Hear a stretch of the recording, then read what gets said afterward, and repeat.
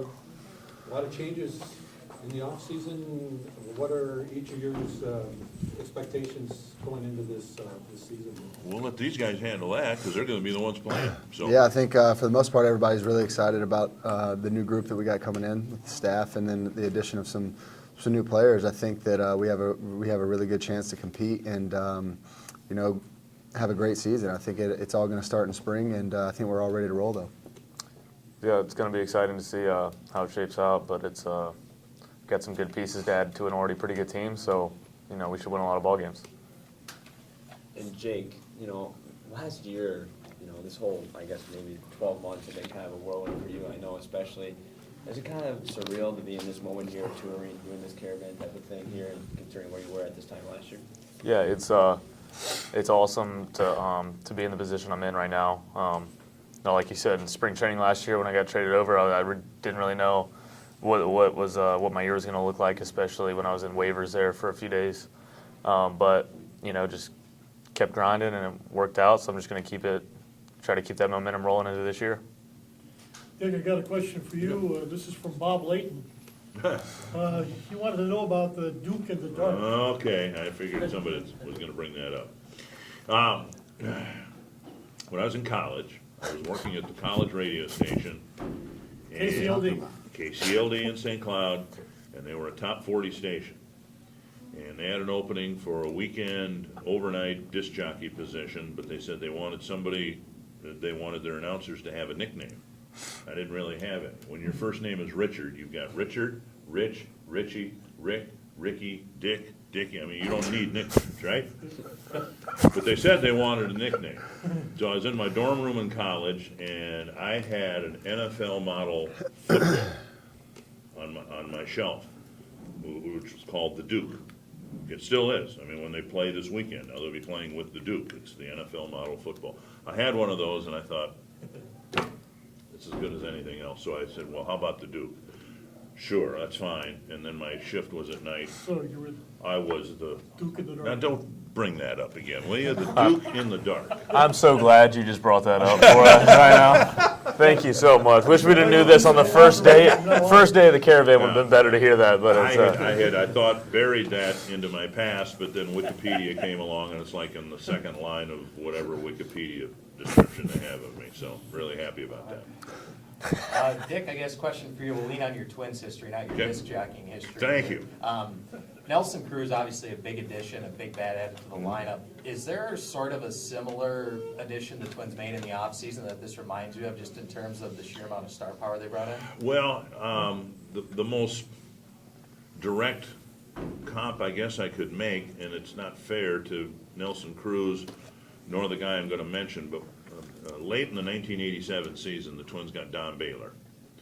And Baylor was a veteran. He'd already won an American League MVP. Cruz hasn't done that, but he's obviously been a very productive hitter.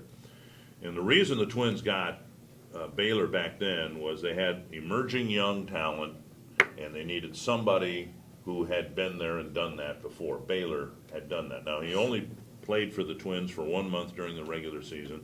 He only hit one home run. It was a big one in the World Series. But you ask the Herbecks and guys like that who were around in 1987, and they will tell you that his presence in the clubhouse was so important in terms of how to deal with the media, because once they got into the playoffs, everything changed, and they were underdogs against the Tigers and then went on to the World Series.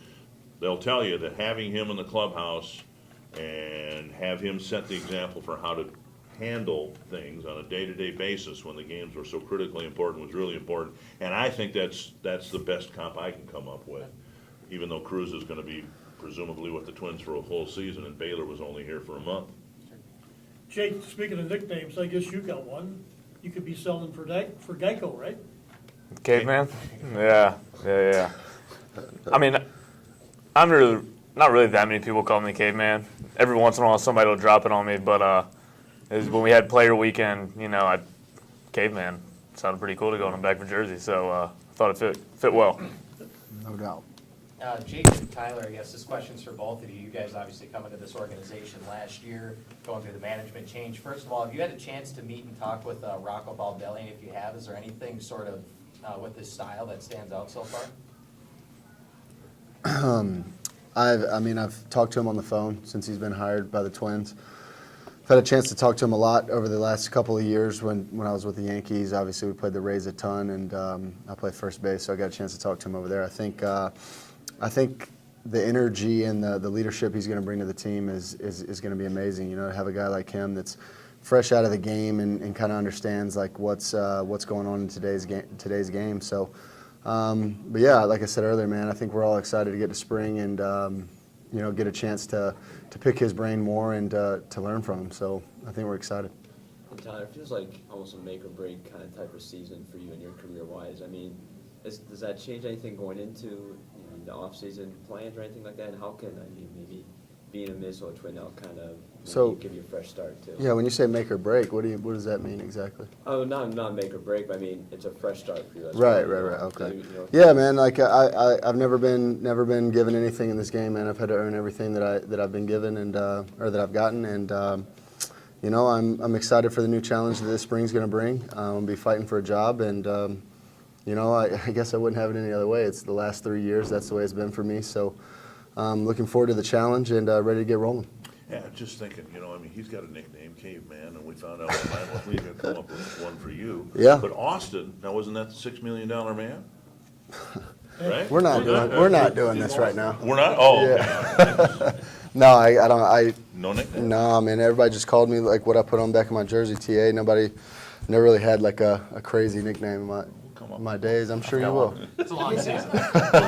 Did Joe give you any advice about first base? Oh, no doubt. Getting a chance to go through a couple months with him, getting a chance to pick his brain the way he's developed at first base, because obviously he was a catcher and went to first base. He put in a lot of work over there and turned himself into in my opinion, a great first baseman. So getting a chance to work with him at first base and watch, the big thing for me was watching his routine that he went through every single day. It was every single day, no matter what, how his body was feeling, he was doing the same routine. So getting a chance to see that and watch the way he worked, he might not have taken the most ground balls on the field, but they might have been the most productive ground balls on the field, like he was getting stuff done every single day, and he was in the big leagues for a long time. So getting a chance to watch him go through that and getting to talk to him a little bit over there, it was pretty special, something that I'll never forget and I'll take with me forever.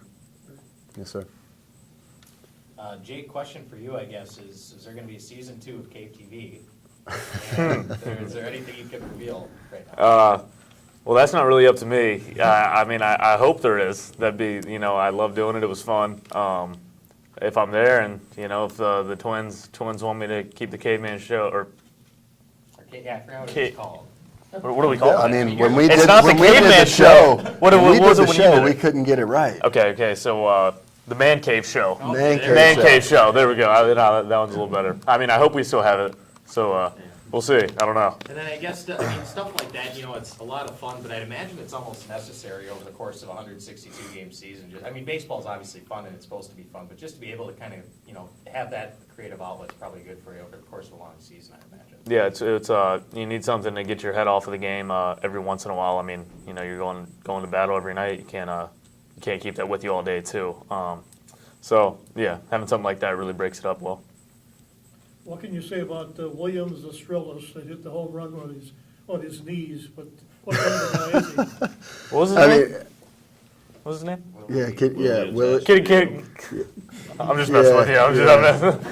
It's a tough one. It's a tough one. No, what you see on the field is the exact same way he is in the clubhouse, and he's a great teammate, man. I tell you what, he's always there to lift you up if you're down, and he's a go-getter. So he's the kind of guy you want in the box at all times. He's the guy you want up in the big situation. Nothing seems to faze him. It seems like he can play every position on the field. He's done it. So to have a guy like that around, and he keeps it loose and keeps it fun. So you got to have guys like that around, and it's awesome to have them on our team. What's a typical off-season day like for you guys? I know Dick spends a lot of time fishing and hunting. Yeah. But Yeah, he's. you guys outdoorsmen, does Dick take you out on the lake and No. into a walleye? I'm I wish. not a big. Everybody always asks me like hobbies and stuff like that, and I wish I had more, more interesting answers for them. But my day consists of hanging out with the baby and working out and hitting, and then crushing some Netflix late at night. But that's really. Yeah, I get a chance to go out and go fishing pretty often. I've moved to Tampa, Florida this off season, so I enjoy getting out and fishing and doing that sort of stuff. But mornings I get up, lift, hit right after that. If I'm going to go fishing, it'll be after I'm done with all the baseball activity stuff. And but usually just get up, lift, hit, go on a run later in the evening, and that's pretty much it.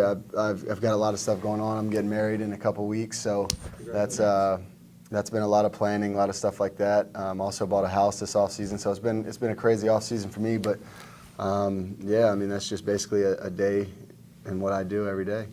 Maybe you got a lot to talk about then with Cruz, because came in from Tampa. Yeah, I haven't seen him down there, so I don't know where. I haven't been around him any, but I'm excited to be around him. A couple of my buddies that play with Seattle said he's one of the best teammates they've ever had. So I'm excited to meet him. Well, I guess both of you guys were traded, and, you know, to the fans, when they hear that, it's just kind of like, oh, whatever, you know, it's almost like fantasy football. They don't really understand the human side of things. So can you just kind of describe what's that like? I mean, all of a sudden, you've got to, you know, get on a plane, be in Minnesota in, like, however many hours, you know, you don't even know where you're living yet, all that kind of stuff. Just what's that like being traded?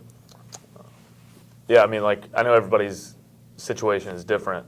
Tyler's got a pretty cool story for him getting traded. But as far as me, it was kind of I got traded in a weird way. You know, I got DFA'd from the Yankees roster in spring training. So spring training was almost over. I got DFA'd.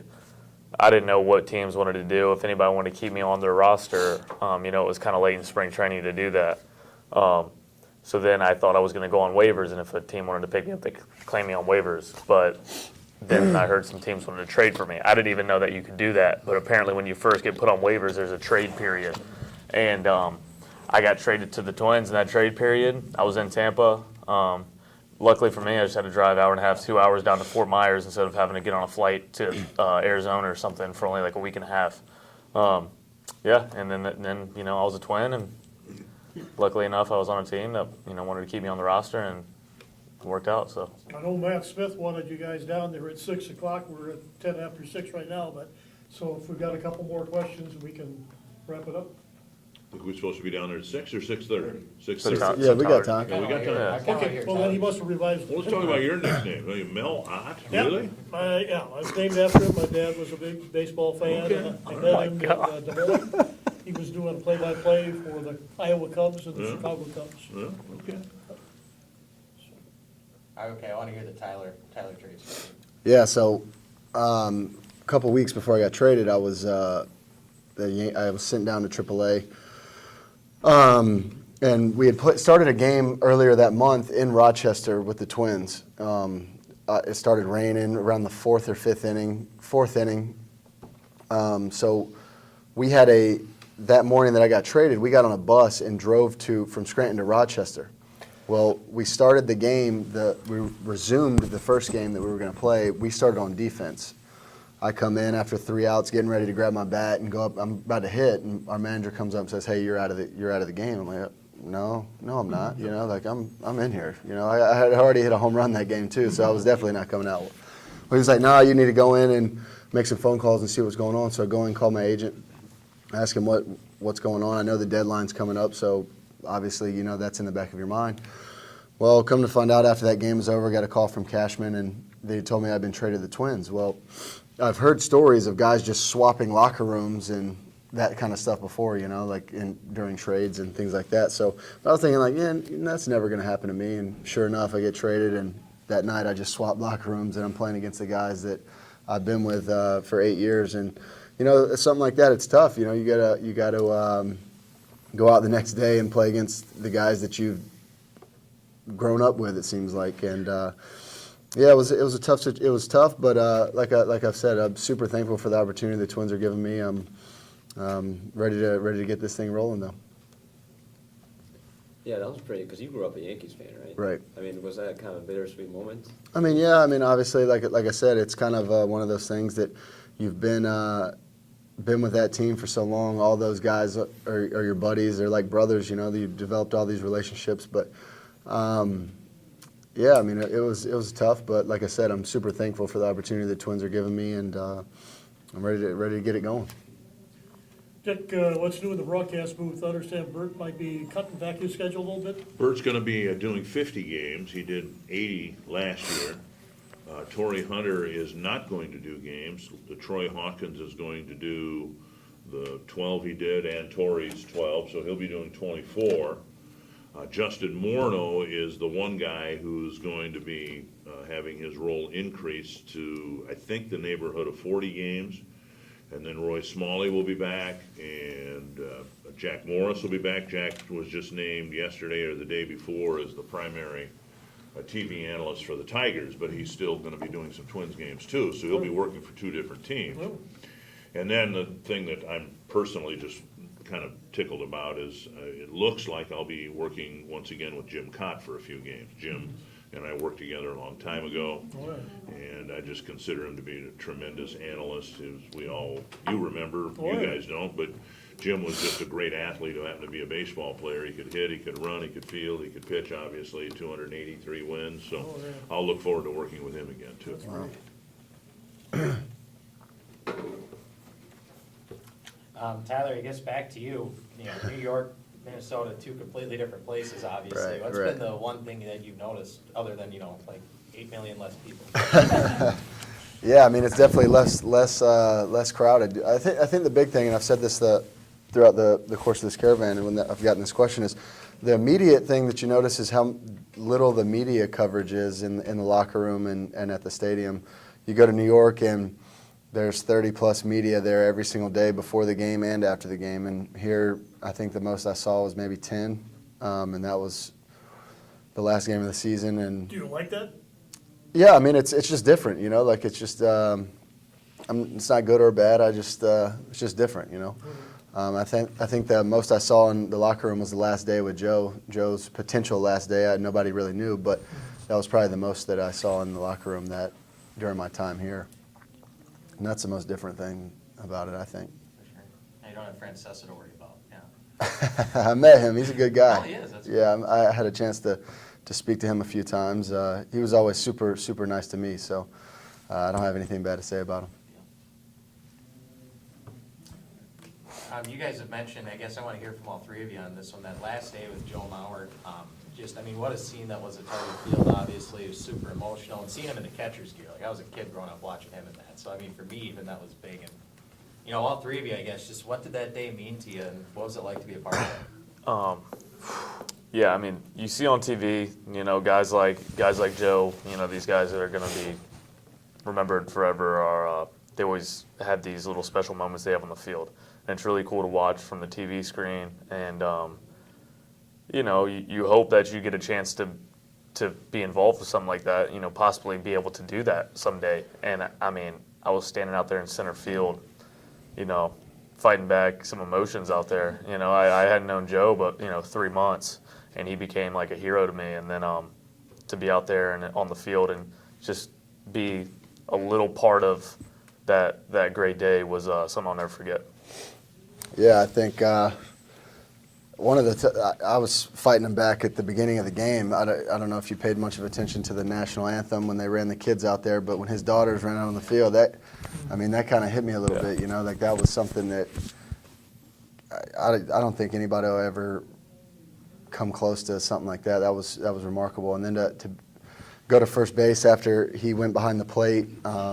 And to just be a part of that, like Jake said, I was here for less time, but Joe had a huge impact on me and my career. The way he carries himself day in and day out, on and off the field,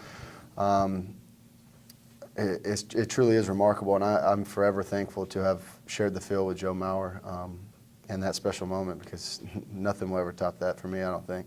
I think when we discussed this the other night, these guys didn't know how it was gonna play out, right? No idea. We didn't either. And I expected something to happen. I expected he would go to first base and somebody would come out to replace him and he'd come off, tip his cap, and it would be an emotional moment. We had no idea. I had no idea that he was gonna get back behind the plate. They told us late in the bottom of the 8th inning that we weren't gonna go to commercial break. The people in the truck now. And that Joe was going to catch the start of the 9th inning. That changed everything. Now, as a broadcaster, you want to be very cognizant of what you say, what you don't say, and when you say it, because this is his moment, right? And we got a lot of people watching who watched Joe Mauer play for a long, long time, so you want to treat it right. But we didn't know how it was all gonna play out, and Joe was in the clubhouse getting his gear on, and it took a while, and we were kind of tap dancing along, and thankfully, and I don't do this as a broadcaster very often at all, I was watching the monitor, because all I could see from behind home plate was the roof of the dugout and anything that happened forward of that. What I wanted to know was when he was gonna come out on the field. And thankfully, our director got a shot from the center field camera. And when I could see the white helmet coming up out of the runway up the steps, I knew that was my time to not so much say anything, but to not say anything. And I said something like, so the Twins lead by a run, top of the ninth inning, they're gonna change pitchers and catchers. And then shut up and just let the moment carry. And I, you know, to watch the reaction of the players and the fans who, you know, were watching something really, really special, that was an emotional moment. So, but hopefully we treated it properly. At spring training, there's gonna always battles for positions. What do you think is gonna be the most interesting position battle to watch this year? I have no idea. Yeah, I mean, Yeah. like I said earlier, me personally, I've never been handed anything in the game, so I'm going to come in ready to go and leave it all out on the field. And I think that's all you can do in those situations. I don't think that there's going to be any people complaining one way or the other. I think it's just going to be go in and play well, see what happens. Yeah, same here. This is my first spring training I've ever gone into. I had a couple of big league camps with the Yankees, but it was kind of just like knowing that there was, you know, it was going to take a lot of things to happen for me to make that squad. So this is the first time I've ever gone into spring training with, you know, having some legitimate playing time the year before. So same thing that Tyler said. There's, you know, the roster spots are out of our control. All we can control is what we do and how hard we play every day. And yeah, just going to play hard and I think everything works out in the end as long as you do things the right way. So That's a really good question, and it's so much better than any answer we can possibly give, because I've learned over the years, when spring training starts, what you think are gonna be the issues aren't the issues by the end of spring training. And this is from someone who saw Kirby Puckett ready to rake, and then he lost vision in one eye and his career was over with. Well, that became the story of spring training, and that was at the last few days of spring training. Then after that, Joe Nathan was ready to go, blowing everybody away in BP and in games and all that. Then he blew his elbow out, and that became the biggest issue of spring training. So you really don't know till these guys get down there and start playing catch and swinging the bats. So the guys from the card companies, the Donruss and the Tops people, how do they approach you at spring training to get your picture for the cards? That I think it's just I think it just happens during like media day, like the headshots and stuff. I think that's how it goes. I think that's how it's been in the past. During the media day, like Tops and all these guys will come in, take headshots and do that stuff. But for the action shots, I have no idea where they get those from. I'm guessing they're in the camera well taking pictures. I don't know. Yeah, Photoshop. I just signed some cards a couple weeks ago for Tops, and it was like a picture of me playing in the game. So I guess they get it from somewhere. I don't know. Probably get them from him. Google it. It's nothing like designated. Like they don't take us to the side and Yeah. do special Take action it a shots or pose anything. for you or No, something no, like that. Yeah, I haven't seen that. All right. All right. Thank you. Folks.